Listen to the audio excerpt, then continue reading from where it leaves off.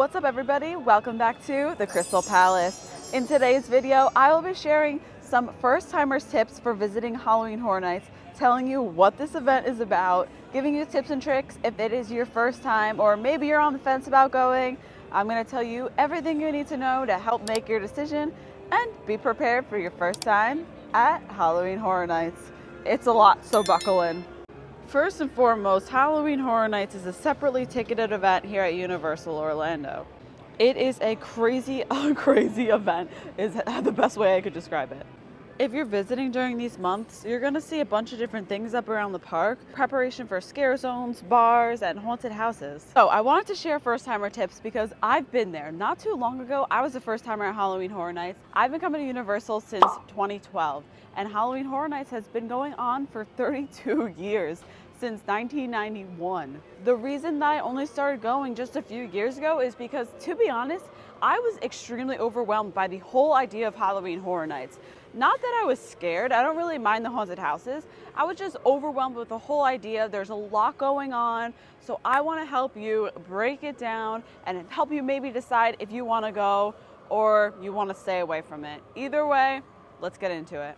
So the first thing is that Halloween Horror Nights is on select nights. Usually it runs every night besides Monday and Tuesday. That's how it is this year. And in this year it's going until November 4th. So first up, what ticket do you buy? You can buy a single night ticket. You can buy an express ticket. The express ticket you also need to have a single night ticket with. The express ticket gets you to the front of the line for every haunted house, as well as the attractions, because there are attractions that are open during Halloween Horror Nights. I'll put up a list of attractions that are open this year for the event. So if you have the Express Pass for the daytime, that Express Pass is not going to work during Halloween Horror Nights. That is a separate ticket. So at Halloween Horror Nights, there are 10 haunted houses, 5 scare zones, and 1 show. The show is right behind me, Nightmare Fuel Revenge Dream. It is located in the old Fear Factor Live stage, right next to Diagon Alley. So there are a few terms that you're gonna need to know if you're coming to Halloween Horror Nights. And it gets confusing. I still get them confused, to be honest with you, because I cannot get the name straight. So here at Halloween Horror Nights, like I just mentioned, there's a haunted house, there's a scare zone, but there's also Stay and Scream, which we'll get into. The haunted houses, you get in line, you walk through a haunted house, it's your typical haunted house. Most of them are located in either tents or sound stages, and they're usually located in the back behind stage at Universal Studios Florida. Which brings me to my first tip, and that is wear comfortable shoes and be prepared to walk. Since the haunted houses are located behind what you usually see in Universal Studios Florida, you're going to be walking all the way back there. So not only are you walking the park, but you're also walking behind the park to get to the haunted houses, and some of them are far. You'll enter one house in one area and then you'll exit in another area. There's a lot of walking, so dress comfortably, wear comfortable shoes, and be prepared. Bring rain gear, bring a poncho, bring an umbrella, bring an extra pair of socks. My shoes were literally puddles at opening night this year because of the rain, especially if you're visiting in September. The chances of rain are high. So you're going to want to be prepared because you will get wet.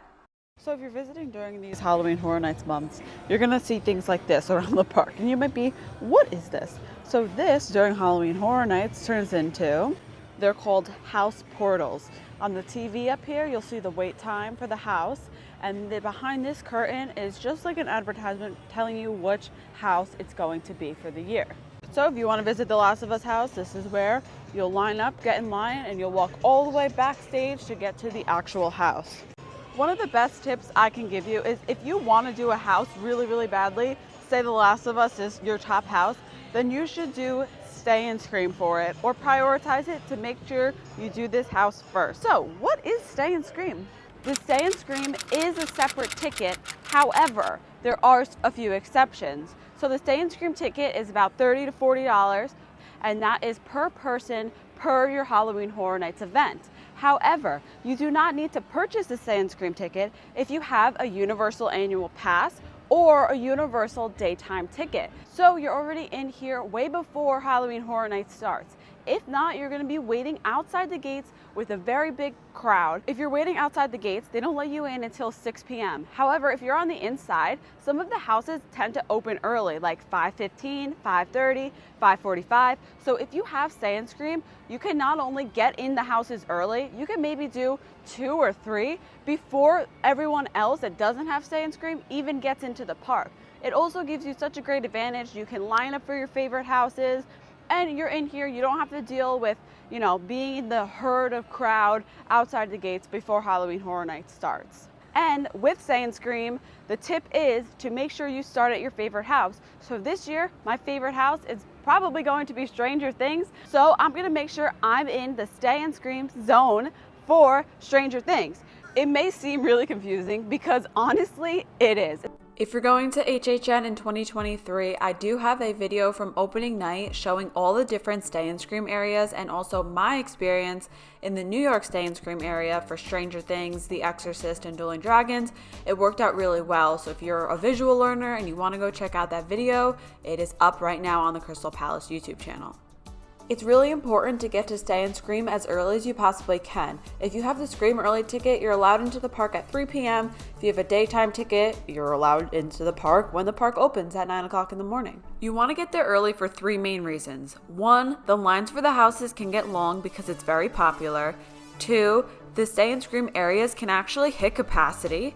And 3, if you're not in the park by 5 p.m., even if you have that Stay and Scream ticket or regular park admission, they won't let you into the park. They'll make you wait outside of the park at the gates. Here's a list of the Stay and Scream locations and houses participating in 2023 Halloween Horror Nights.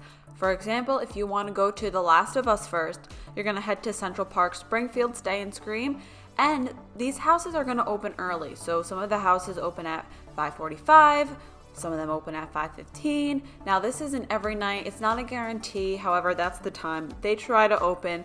So that's exactly how you can get through at least 2 houses before the event actually starts. So here's an example of a scare zone. Now it's during the day, so you don't see it in the craziness of Halloween Horror Nights, but this is one of 5 in the park. Year to year, they typically stay in the same area. However, they are different every year. They have these fog machines throughout the scare zones and honestly throughout the whole entire park. You can see how big it is.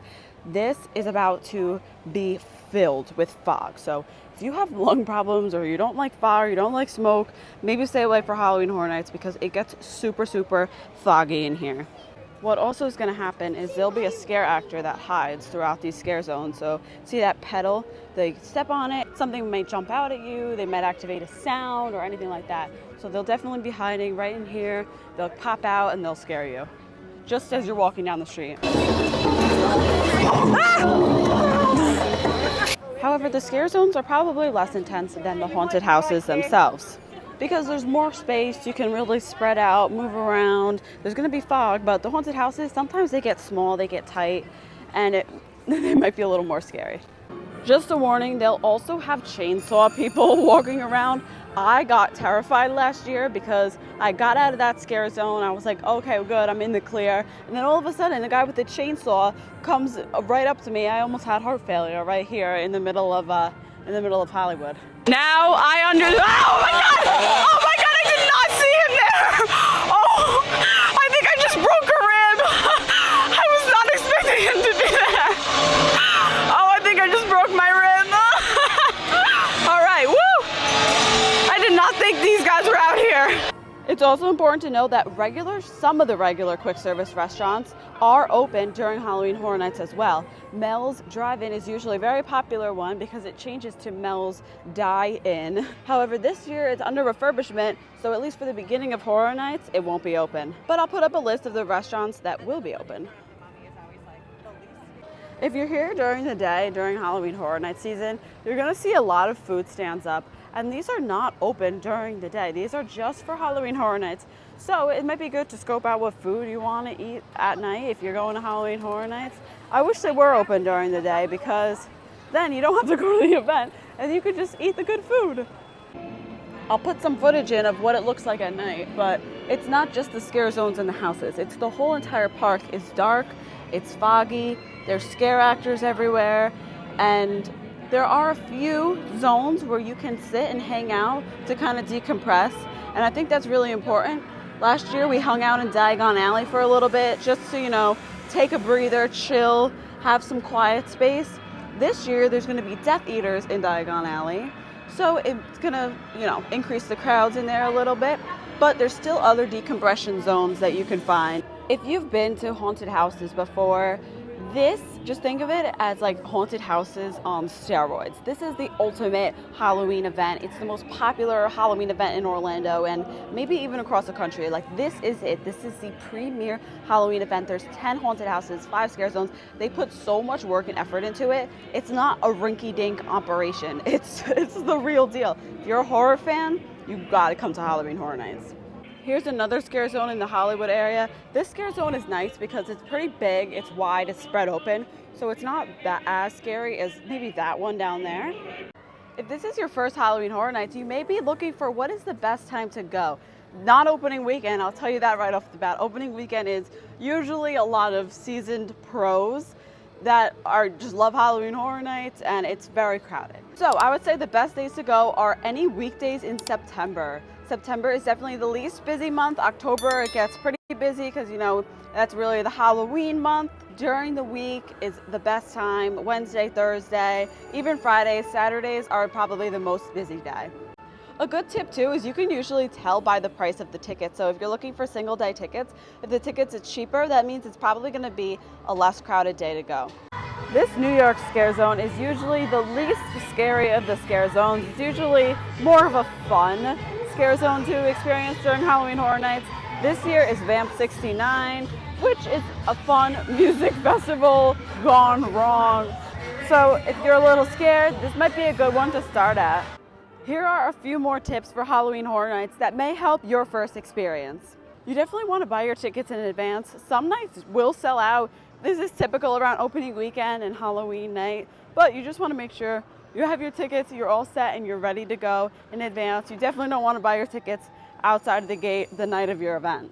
If you're looking for discounted Halloween Horror Nights tickets, visit theparkprodigy.com. They do sell discounted Halloween Horror Nights tickets, plus you can use the code thekrystalpalace10 for an additional $10 off your order. If you're still not sure about Halloween Horror Nights or you decide you don't want to go, you can still check out the Tribute Store. It's open from when Horror Nights starts till when it ends, located in the New York section of Universal Studios, Florida. It's really just a big merchandise shop. However, they put up really cool decorations. They do a great job with it. It might be a good start to see if you're going to be into Halloween Horror Nights or not.